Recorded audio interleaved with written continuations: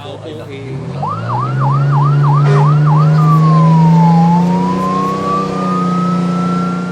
Balikan lamang natin, nandito muli si Major Philip Ines, ang PIO po ng Manila Police District. Major, sir, good morning again.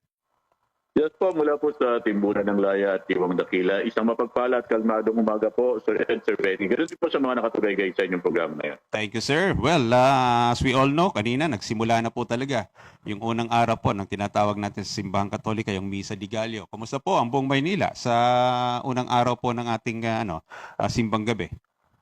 Yes po, may nilatag po tayong security preparation po para dito po sa Yuletide Season 2025. At natutuwa naman po tayo, ito pong unang araw po ng simbang gabi natin ay wala po tayong anumang kaganapang naitala related po dito sa simbang gabi.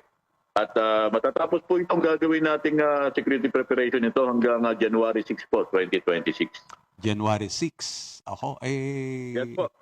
Di ba may ano pa ho tayo? Kailan ba yung piyestahan naman po ng ating mahal na Nazareno? Yes po, meron po tayo niyan sa January 8 po, meron po tayong feast po ni Jesus Nazareno, kung saan kahapon po nagkaroon din po tayo ng interagency coordinating meeting. Okay. Tuloy-tuloy po yung ginagawa natin diyan para mailatag po natin ng tama yung ating seguridad. At sabi nga po, inaasahan po natin maitatawid po rin natin ng maayos katulad ng nakaraang taon. Very good, very good. Anyway, sir, alam naman natin na pagka ganitong season, takbuhan ng mga kababayan natin, hindi lang ng mga taga Metro Manila, kundi maging mga karatig probinsya, ang Divisoria, dahil nandiyan po yung tinatawag nating medyo discounted na mga presyo ng mga bilihin.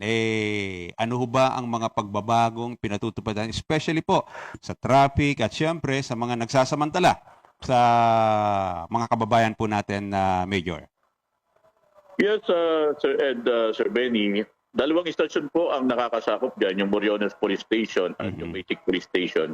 Kung saan nga po, kausap ko yung kanilang station commander dyan, nakita ko po kung paano po sila naglalatag ng seguridad. At hindi lamang po yun, mapapansin po natin dun sa mga corner, mga thoroughfare natin dyan, medyo thoroughfare. Meron po tayong mga police assistant desk na hindi lamang po visibility ang ginagawa, kundi nagkakaroon din po tayo ng mga tinatawag natin na mga basic medical services, katulad po yung mga police po natin doon, mga registered nurse din po yun, pwede silang mag-BP sa mga kababayan natin na pupunta dyan. Tingin nila medyo mataas yung kanilang dugo, pwede po sila dyan. Meron din po tayong, nagmimigay din po tayo ng mga over-the-counter medicine. Pati kasama na rin po doon yung ating pong blood counting, yung ating sugar blood counting. Sabi nga po natin, dito sa pamamagitan po na ito, may parama po natin sa ating mga kababayan. Maramdaman po nila yung mga Police Maynila, hindi lamang yung presensya, kundi yung concern po para po sa ating mga kababayan. Very good. Maganda yung mga programang yan, ha? Marami ho bang mga operatiba ang MPD na medyo related sa medical course or medical sector? Marami po tayo dyan, Sir Ed. Marami po tayong registered nurse. Ginawa ko na rin po yan nung ako po ay PCP commander sa Sampaloc Police Station. Kung saan nga po nung 2015, nalaman ko sa aking presinto, marami po pala ako registered nurse. Kaya ginawa ko rin po yan dati doon. Ang tawag ko po doon, kalusugan mo may pakialam po. Nilalagay ko po yan doon sa mga terminal ng mga jeep, mga sakayan po yan, para yung ating mga kababayan po mapaglingkuran pa natin. At ngayon pong holiday season, gagamit po tayo na mahigit kumulang 2,200 mga MPD personnel para pataasin po yung presensya ng ating mga pulis sa lansangan. At yung nabanggit niyo po kanina, ito po nga pamilihang bayan natin sa Divisoria.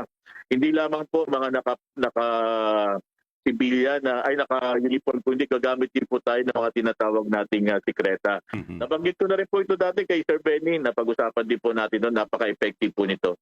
Ibiniblend po natin ito dito sa karamihan ng tao para magpapantay po natin yung ating mga kababayan. I see.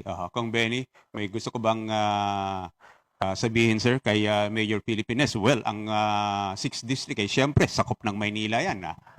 yeah. Ayan. Ang 6th District, ang pinakamagandang mga station presinto ng buong Maynila. Wow. Talaga pala, ha? Yes po, tama po kayo doon. Nakita po talaga natin. Isa po sa pinakamagagandang istasyon, yung nabanggit po ni Benny.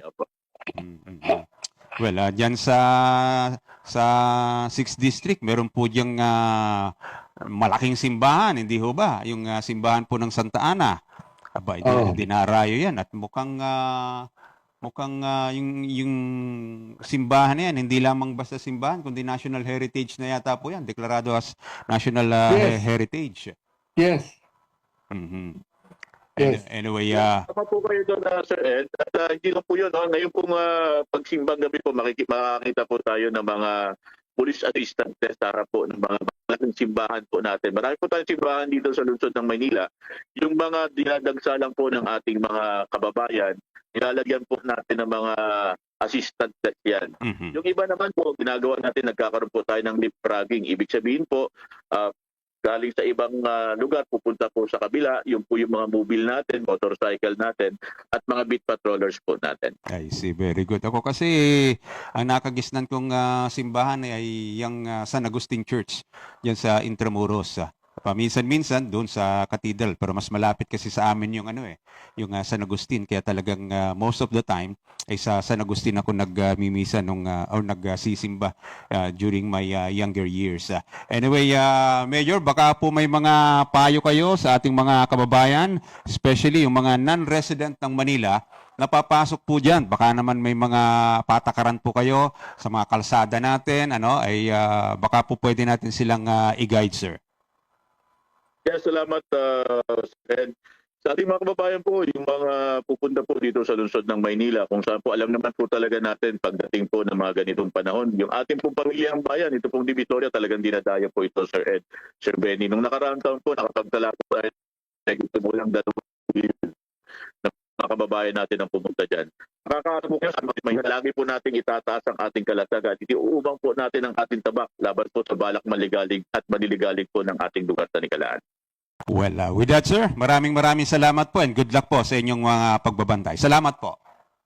Yes, Sir Ed, Sir Benny, maraming salamat po sa pagbibigay ng pagkakataon. Sa ngalan po ng aming punong taga-Timon, Brigadier General Arnold Evangelista Abad, makakaasa po kayo sa mabilis, nararamdaman at ikalidad na serbisyo para po sa Manileño. Sa kalmadong maga po. Maraming salamat po, Major Pilipines.